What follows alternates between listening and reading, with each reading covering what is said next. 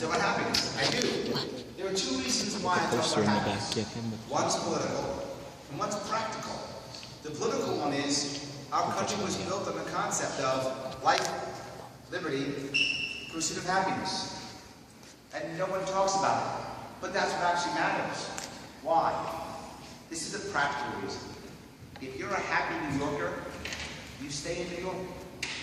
Right now, about 100,000 New Yorkers, like over 100,000 New Yorkers leave New York every single year.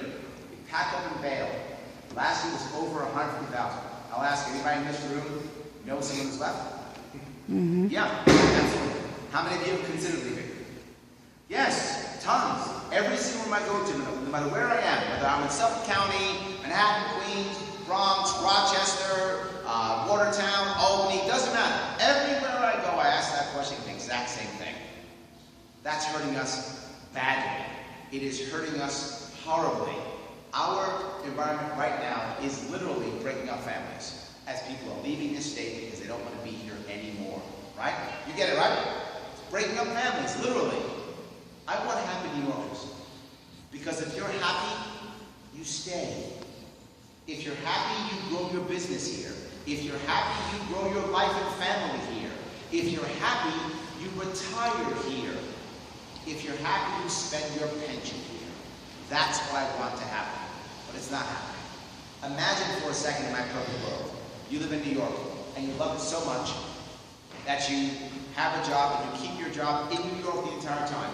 You have a family. You raise your kids here. Your kids go to school here, get educated here. And they like it that they get a job here in New York. And you're so happy that when you retire, you get your pension, you retire here, and you spend your pension in New York. In fact, you have a great pension. You start a business after you retire using your pension. Wouldn't that be amazing? I want that to be the norm. That's not the norm now. It's not. I wish it was. It's not the norm with the kids, because kids get educated, and then what do? They leave. There's not enough opportunity here, so they leave. People retire, take their pension. What do? They go to Florida, North Carolina, South Carolina, Arizona, Tennessee. That's a bigger problem than you might think. Why? We're paying for people's pensions right now through our taxes. We are literally paying pensions, and guess where they're spending that money? Someplace else. We're writing checks to Florida. That's what we're basically doing. We're writing checks to Florida.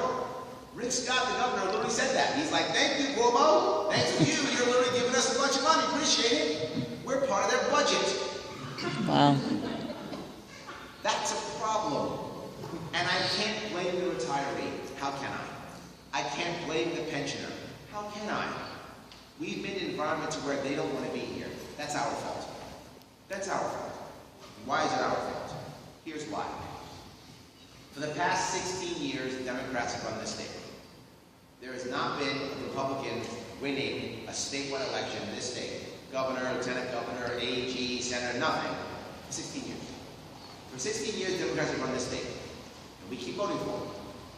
If they were going to fix it, they'd fix it already. But guess what? Republicans are no better. For 16 years, Republicans have watched Democrats run this state. For 16 years. And for 16 years, Republicans have voted for them. And I'll ask you, 16 years watching, where's your plan? Where's your movement? Nowhere. They sit back and watch, complain, and do nothing. So, how do I know that? Look at the current model right now. Right now, our current governor, His Majesty King Andrew, hold on a second. Right now, his entire campaign is one thing. Trump is evil. That's his whole campaign. How does that help any New Yorker? How does that give anyone a better opportunity? How does it give anyone a better education? How does that make someone's business all of a sudden become valuable when it wasn't? How does that give you a better job? How does that make you happy in any way, shape, or form? It doesn't. Republicans know better. What's his answer? Cuomo's corrupt. That's his entire campaign. I just give you both campaigns in 2 sentences. His entire campaign, Cuomo's corrupt. And we wonder why he can't make any traction. And we wonder why he can't break 30%. And we wonder why he's going nowhere. And he has no answers, no ideas. Cuomo's corrupt. Great. How does that help anyone in this room? It doesn't. I've been doing this for 1 year.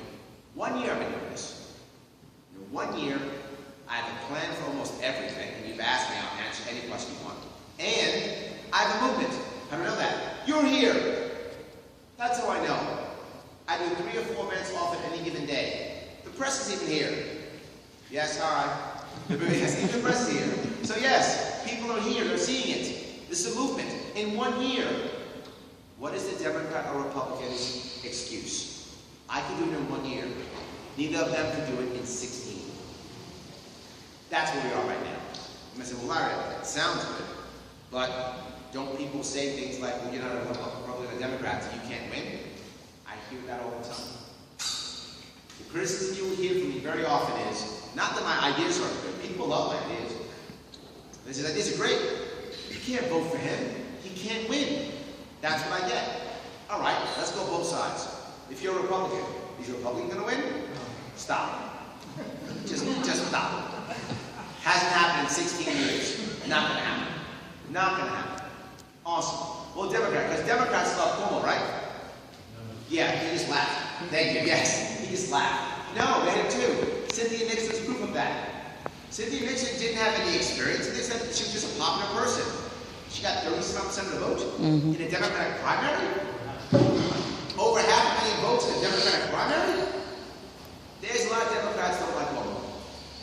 So what kind of guy or gal could actually make this happen? Somebody who get Democrats, Republicans, Independents, and those who don't vote. And that's who I'm getting. That's all. Is everybody in this room who's comfortable telling me if you happen to be a registered Democrat? Where's Democrat? A what? Is anybody in this room who's a registered Democrat? There are a couple, good. Any people in the room who are registered Republicans? Awesome. Anybody in this room registered, but neither of those two? Great. Anybody here in this room who has not voted in the last 2 election cycles? There we go. That happens every single event. If you watch any of my live streams, I ask those 4 questions all the time. And I get someone of all 4 of those every single time. Try to find that at the Cuomo event. Wait, you can't find a Cuomo event. Okay, so scratch that. So try to find that in a Republican event. You can't. When you find a Republican event, a bunch of registered Republicans. So you find that's not winnable. This is winnable. But not just that. This is a 5-way race. 5 ways. That means 30 or 35% can actually win this thing. That's a victory. 30 or 35% can actually win this thing. Crazy. And I'm growing. I am growing and growing and growing. The recent poll just came out, graphics marketing. I'm at 13%. 13%. You guys know I'm a libertarian, right? This is New York State, right? 13% is insane. You know who else was polling in that same arena in the 90s? A guy named Jesse Ventura. He was actually polling under there. He was polling about 9–10%. Yeah, and he won. I'm at 13. I'm better than him. This is a winnable race, guys. And it's most winnable because people aren't seeing me coming. Why? Because I'm copying both the Trump and Obama model. Obama in 2008 used email when nobody else was using email. Now everyone uses email. It was 10 years ago. When Obama did that, it was like the biggest, coolest thing. Right? I remember those days. If you all remember those days, you used email to raise money, email to reach out to people. It was a big deal. Oh my God, you want to use email. Trump used Twitter. Everybody was laughing when Trump used Twitter. Everybody was laughing when Trump used Twitter. They were laughing when Obama was using email. Both of them became president. They did something right. Whether you like Obama or Trump, they got elected. What am I using? Facebook and podcasts. And you all see it. How many of you saw me in a podcast? Yep, put the hands go up. Yeah. Yeah. You going to tell me Cuomo's going to go on a podcast? He's never going on a podcast. He won't even answer a question. Wait a minute. How are you, sir? He won't even answer a question. So podcasts and Facebook. Let me ask you guys are all here, and let me ask, how many of you saw my TV commercial on TV? Yeah, nobody got that. Yet you're all here. Yet you're all here. They're all dropping tons of money on commercials. Yet they can't even do any better on that polling at all. They stay the same. And they drop literally hundreds of thousands, if not millions of dollars on this. They're throwing all their money away. I got you here. This is how it's going to happen. By you showing up, carrying the $10. This is sure you understand. This is a winnable race. But something else you'll notice if you see me speak. One thing I never have. Note, in over a year, I've been speaking to people. I've never had a note. I just talk. You never see me do this.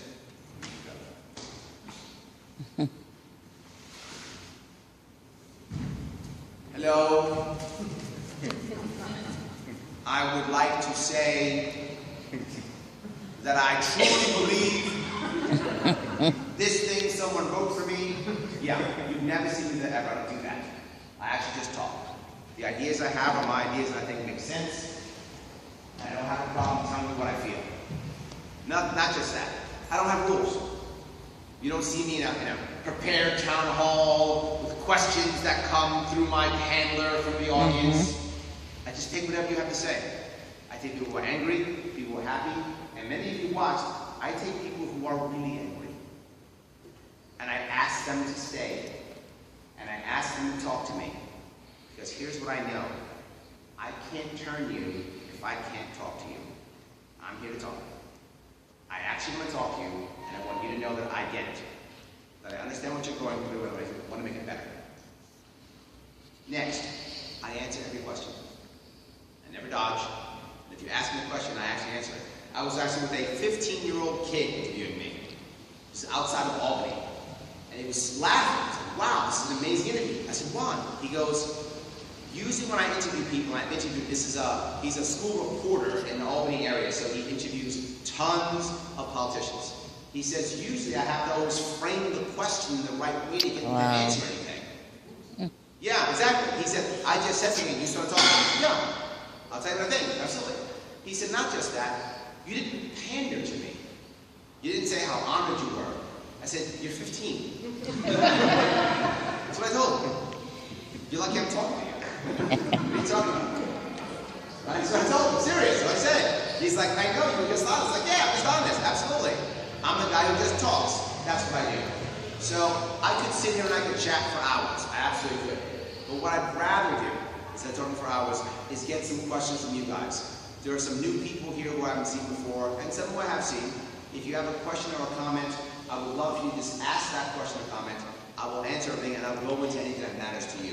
So please, we open up right now. Any questions or comments? Go ahead, please. Well, my question is regarding education. Well, a couple of things, actually. The education. I was just at a CPAC meeting this morning, and I don't know if you've heard of Leonie Hameson. She is the founder of Class Size Matters.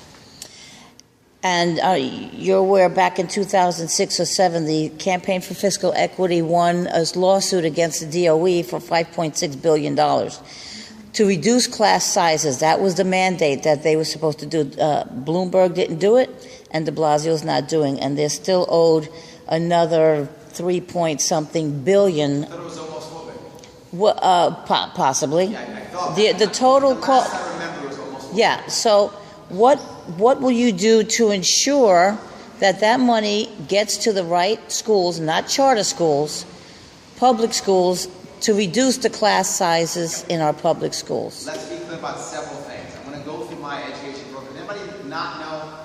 Does anyone here not heard my education plan? So many of you. Okay, good. So let me cover it real fast. I'll cover that, which will include funding and all those things. I am actually a fan of deregulating and decentralizing education in general. I want to make it to where local school districts have more control and more power in their own worlds than they have right now. Centralized control has rarely ever worked. Let me give you all the time centralized control has worked. Finished. Okay, so what I'd like to do is adjust that. I'm going to make a little bit of a change in that. So first thing, I want to make it to where if you go to, in schools, there is no standardized testing until high school. None, not until high school. Why? Standardized testing is an unfair way of grading teachers. It's an unfair way of rewarding students. It actually has no indication of success for a kid at that age, and it makes the kids who don't test well feel stupid. And now they're labeled as dumb kids. This is a bad idea. It is nothing but hurtful and should not exist. We will end that period. High school, yes. Prior to high school, no standardized testing. All right, what will happen when we do that? Number one, we'll probably lose Common Core, which is going away anyway. Yay, so it's fine. Let it go away. Common Core is not, should never be banned. I'm not against Common Core. I am against the mandate that forces teachers to use Common Core. And that is a nuance, but an important one. If you're an educator, you know there's a small group of kids who actually learn better on Common Core, small percentage. If you happen to get that kid in your class, feel free to use Common Core. Common Core should be another tool that teachers may use if they choose to. I'm the only candidate who actually says, let teachers teach, then I let them teach. Actually do that, I don't just add administrators.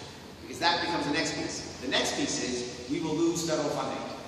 We will lose, give or take, $4 billion in federal funding. Right now, the actual school budget for New York State is about $60 billion. About $4 billion of that comes from the federal government. We will lose that. But hold on, I have an answer for that. Just keep that number in your head. We will lose about $4 billion. That will go away. But when that goes away, there's an advantage. With that money going away, you know what else goes away? Strings. Strings the federal government puts on local school districts. What else goes away? Grants. And people are always writing for grants, grant writing to get money from the federal government, which also comes with more strings. What does that mean? A whole lot of administrators. Lots and lots of administrators. The administrators can now go away. What does that mean to the actual school district? Well, not all of the way, obviously, but many of them can. I will not fire any of them. The school district will decide which ones are valuable and which ones aren't valuable. I don't have a problem with that. They will decide. The average school teacher in New York State makes $80,000. Yep. Some make lower, some make like 40, some make over 100, but the average makes 80. The average administrator makes over six figures. About 150,000. That's correct. Some make as high as 2 or 300,000. Some do. The average makes about a little over 150. Thank you. Over six figures. Right? So now you have that number. You dump 2 administrators. You can easily hire 3 teachers and go give raises if that's appropriate. Who will decide? Not me. The local school will decide. Perhaps you require another Spanish teacher. Maybe you need some more computers. All good. But there is one key piece that I have to everything, and that is transparency. If you're taking state money, you must be 100% transparent. So I must see where every dollar is going. I must see how many kids are in your classrooms. You will not have an excuse to not hire teachers anymore. If you don't have teachers, great, you can make that happen now because I've given you a surplus. You can do that now. Let me keep going, I'm not done. K through 12 itself is an anachronism that should not exist anymore. We need to go through K through 10. The last 2 years for too many kids in high school, and many of them, gym, study hall, smoking weed, video games. That is far too many, right? Would you agree? He's like, as they say, it's true, yes, it's true, yes, I'm not making this up, this is true. Yes, too many are doing that, right? Now some are rock and roll, that's okay. Those kids will be fine anyway. I'm worried about all the kids who aren't doing well, who are screwing around. If they're doing that, how do you know they're doing that? Because the people who went to college recently, the first year of college is 13th grade. Because no one's ready for college.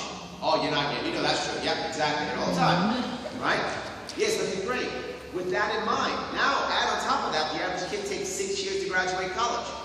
If he or she even graduates, we have some of the lowest graduation rates we've ever had.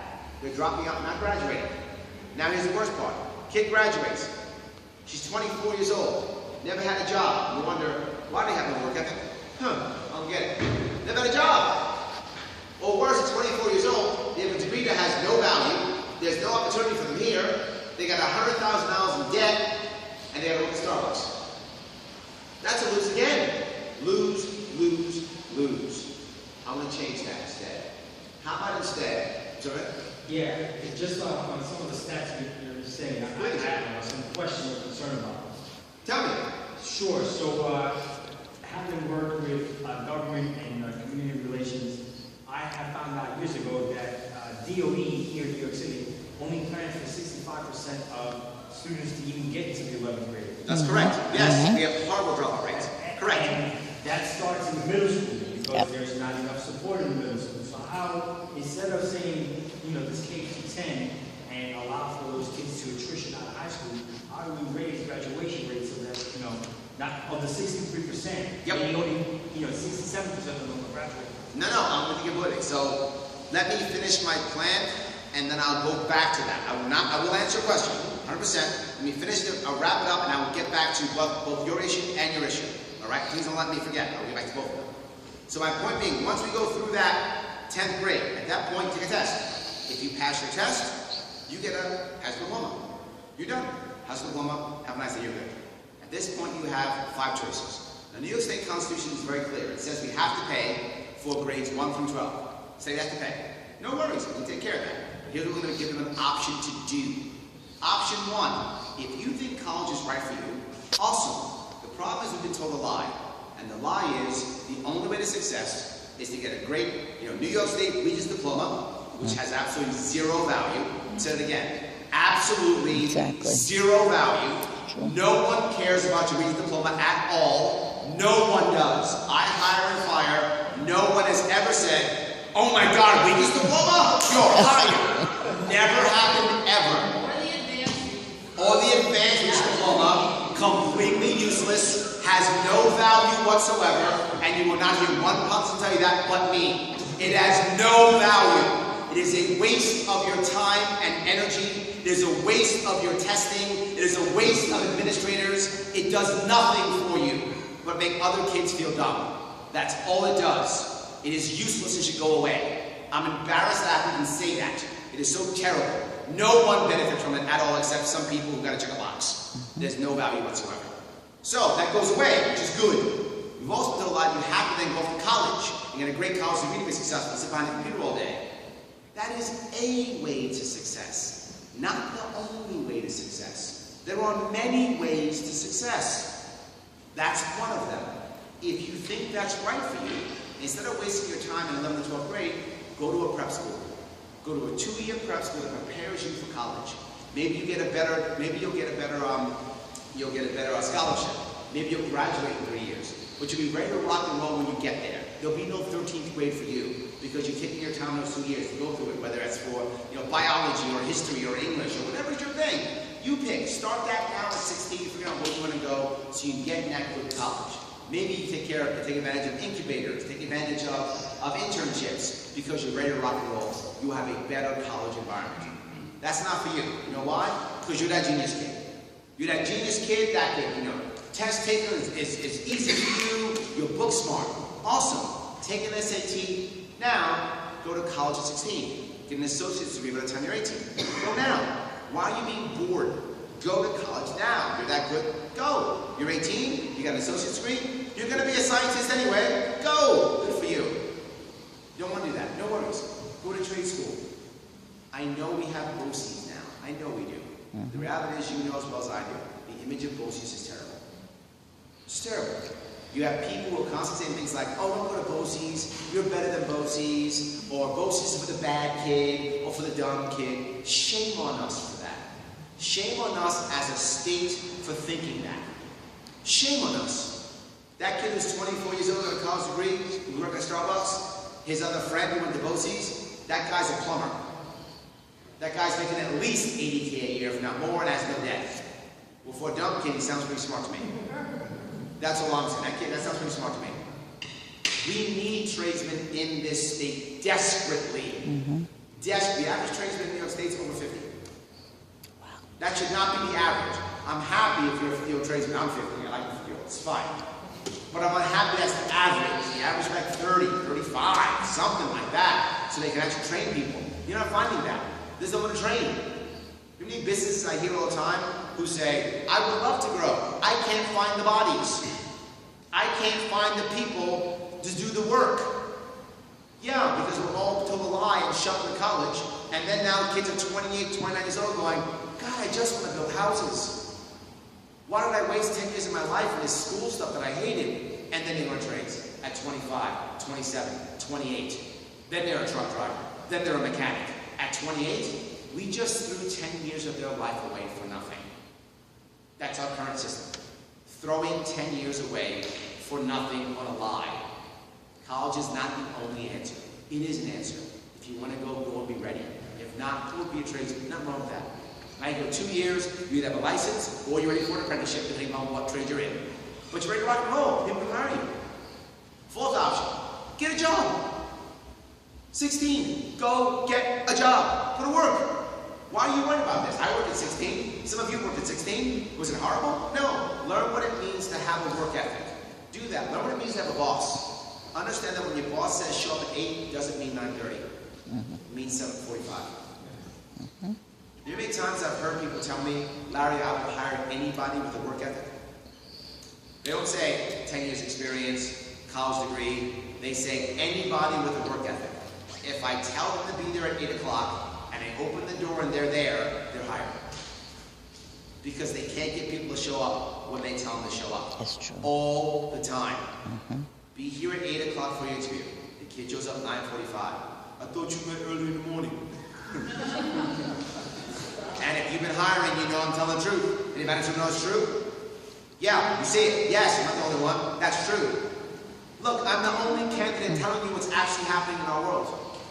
I'm the only candidate telling you how we can fix it. I'm not going to sit here and pacify you and placate you and pander you. We have to invest in our students or whatever garbage they tell you, which is really but a lie. When they tell you invest or fund, what they mean is tax. Don't take that lie that they invest or fund as magic money. It's your money. I'm not saying invest or fund. I'm saying change. I don't want to put more money into a garbage system. I want to fix that system. That's how I think. I'm an entrepreneur. I don't get to make money magically. What I have what I have. I gotta make more money with that, what I have. I gotta fix my own internal system. We can do that. Last thing you do, okay, go start a business. I don't mind. Do it. Go. But Larry, how are we gonna pay for it? Do this again. How are we gonna pay for it? And they're only 16. Larry, they're only 16. Good. Make your mistakes at 16.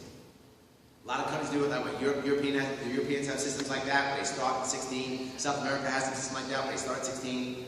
Your cost of failure at 16 is minimal. Your cost of failure at 26, a whole lot higher. And a lot of kids right now are 20-something, and they're failing, and they're heading back home to mom. And it's costing them a lot in their psyche, financially, romantically, everything. They're paying in every way, shape, or form because they have to go home to mom at 16 and at 26 and not 16. We have a crew of people, a slew of people in the state. The state, you ask them, the 20-something, do you feel like an adult? Over half say no. Adulting is a thing. Wow. That shouldn't exist, but it is. You're allowed, because you know it's true, that's a thing, adulting. We talk about it every night. Yes, and that shouldn't be a thing, but it is. I can't change parenting, but I can change the environment, and I will. How do I pay for it? Here's how. I was a Marine. We got a Marine Corps, I got a GI Bill. The GI Bill gave me X dollars and X number of years to spend it. We're going to do $20,000 and 7 years to spend it. Enjoy. Go. Here's what I promise you. Prep schools will pop up like there's no tomorrow. Trade schools will pop up like there's no tomorrow. Guess how much they cost for 2 years? $20,000. Because that's what comes from the government. They will do it. We have to pay for it, we will. But here's the best part. How do I know that will happen? Because it's guaranteed government money, which means they'll get loans. So I know that banks love guaranteed money. They will absolutely give loans for that. And that will be going to happen, build up. But it's the best part. We as the kids and parents, we choose the school. We choose the school. Much better. You have better schools. But it's the best part of all of this. In the schools are people who want to be there. Imagine the teacher, 11th, 12th grade. Everyone in that classroom wants to be there. Imagine imagine that environment, totally different environment, for both the students and for you. Now hold on, we're paying $20,000 for 2 years. Right now in New York State, we pay $22,000 per year per kid. With this plan, we pay $10,000 per school, per kid, per year, for those last 2 years. It's a savings of $12,000 per kid. There are over 400,000 11 and 12th graders in New York State right now. That's over $4 million. It's over $4 million.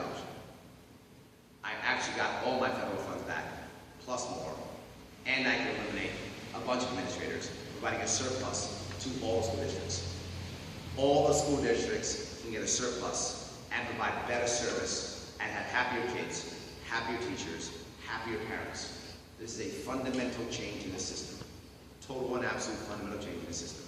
I'm the only candidate who has any way of doing this, the only candidate who has any answers. And if I make an error somewhere, there's a tweak you need to make, I'm happy being wrong. Please help me. Let me tweak it. If I miss something, if we have to have a rule on how big the classes are, tell me. I'm in. Let's do that. If we've got to find a way to help the middle schools move forward, let's do it. I'm in. Let's make those shifts. I'm happy to do it. In fact, I'll name the plan after you. You can have all the credit. Anybody happen to see me in the Joe Rogan interview?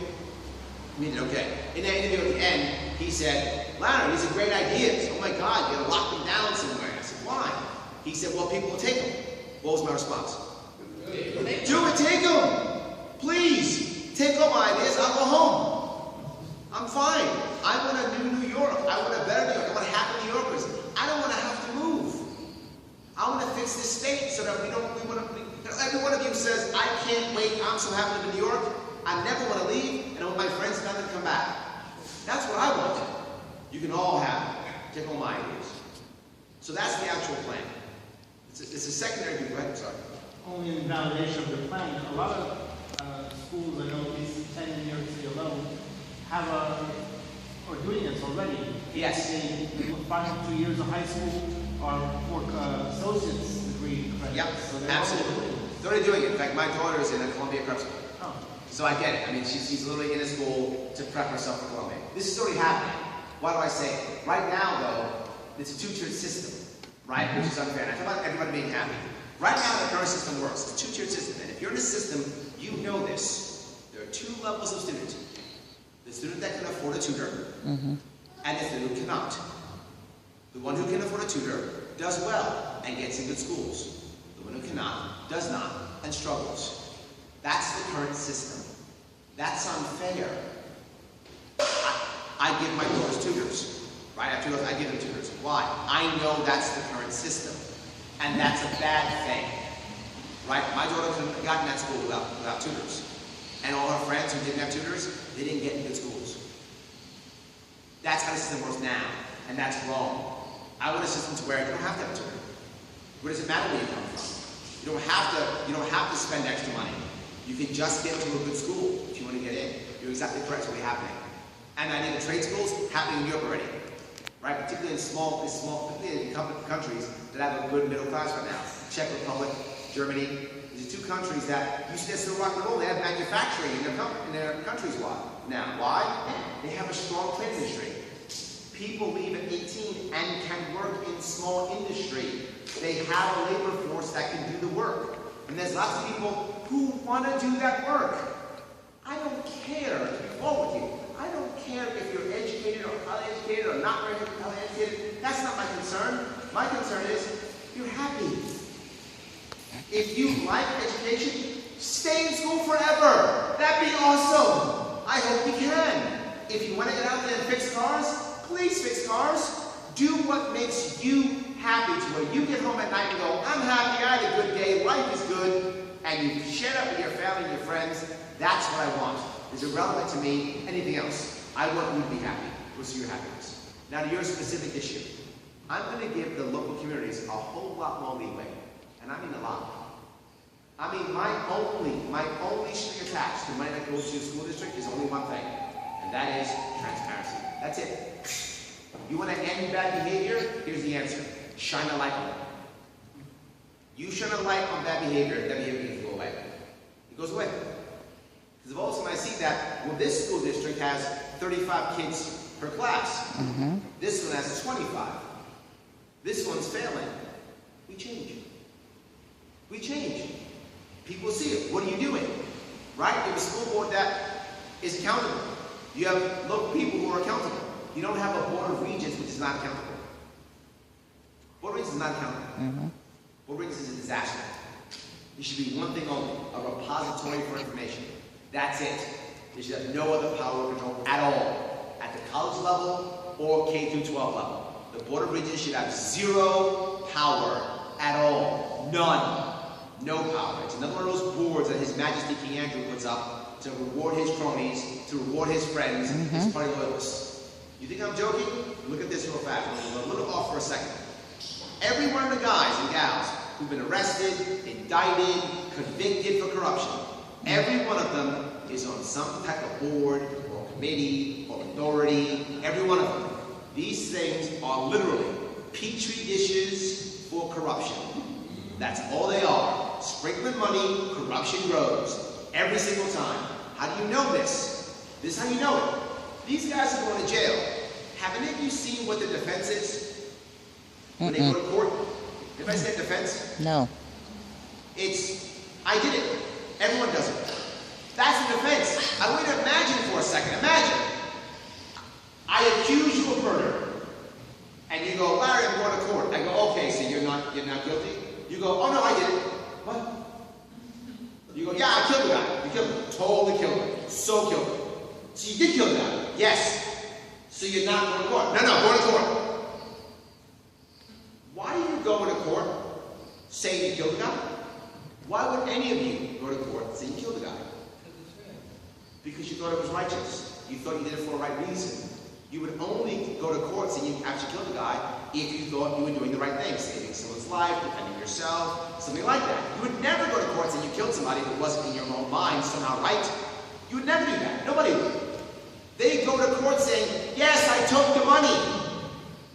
They say that. I did it. Why would you do that? Because you believe, how can you put me in jail when that's the only way to get things done? How can you put me in jail when everybody's doing it? That's the current environment we have right now. Filled with boards and cronyism, and one hand washes the other. That's the way it works now. Why in the world would you, as a voter, keep voting that in? You can't expect the two guys running, the literally career politician that a Republican is, and the literally career politician Democrat is. You can't expect them to change this system. This is their system. This is all they know.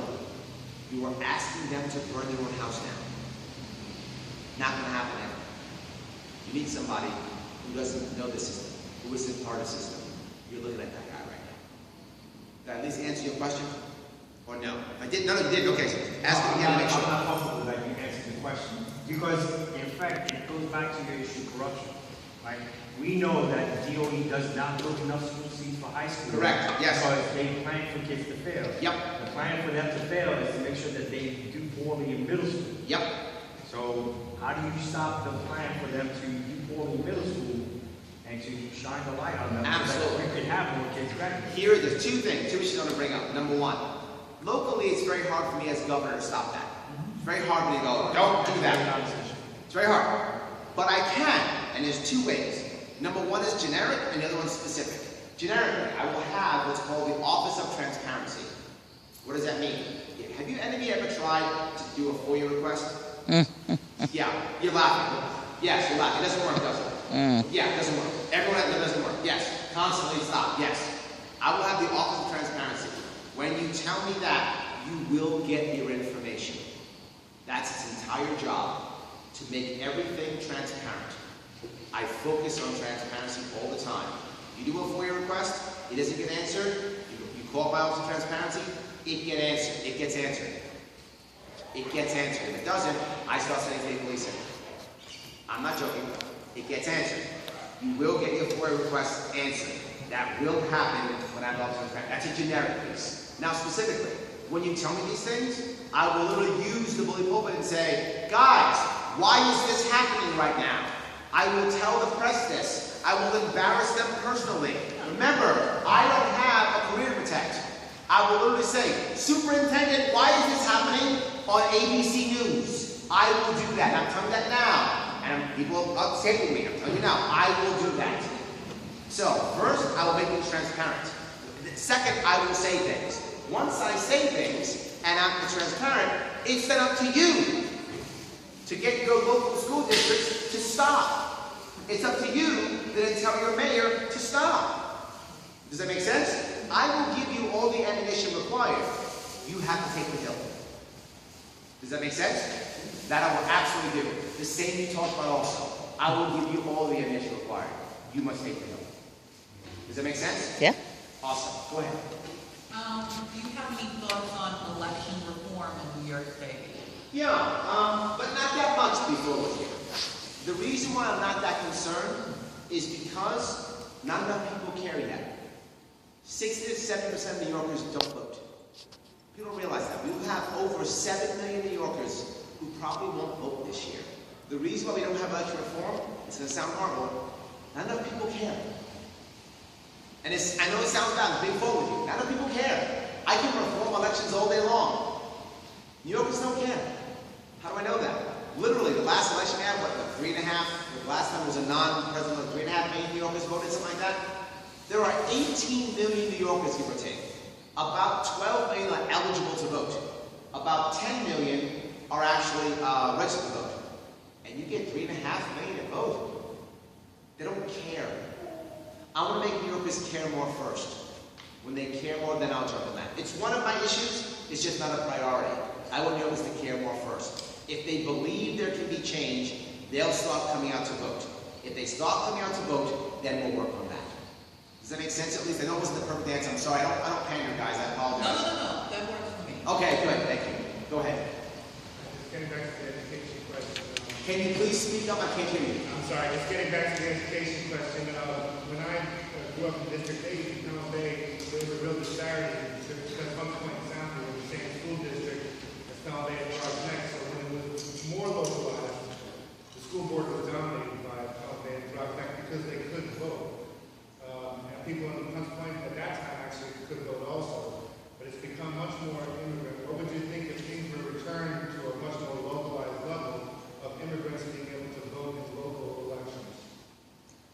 Immigrants, though, but they are... Non-citizens being able to vote in their local... Yeah, no, I'm not a fan of non-citizen voting. No, I'm not a fan of non-citizen voting. No, I'm not. That's not who I am. You're a citizen, you vote. You're not a citizen, you don't vote. I know that makes some of you unhappy, but no, I'm not a fan of non-citizen voting.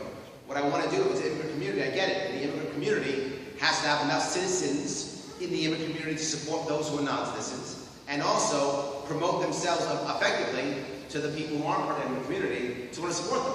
But to be forward, again, the transparency piece will still exist. So if there is a minority being hurt or crushed, or the reverse, I'm already taking over or doing something bad, we'll know that. And if we know that, I'll champion the people who are being hurt. Remember something, currently how it works. The governor right now says, elections have consequences. I won, therefore I will enforce my will upon all of you. And the local people are enforcing the king's will. My job as governor is very different.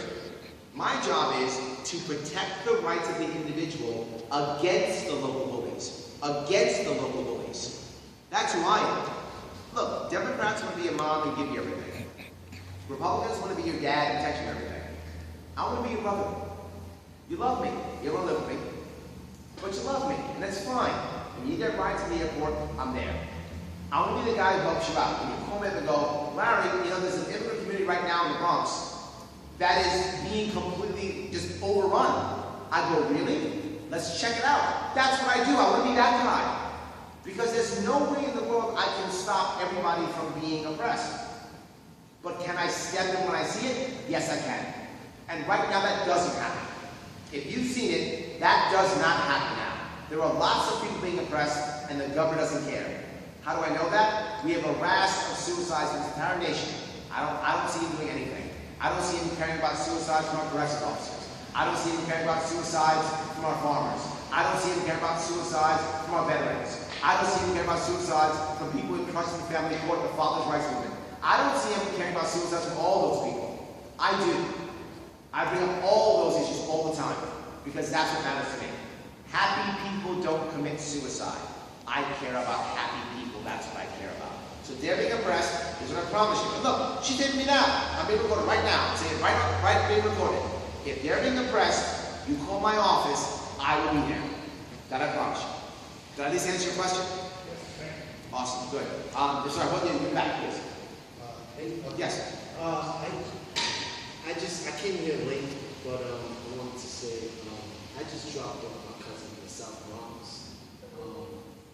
He graduated from Clinton Correctional Facility.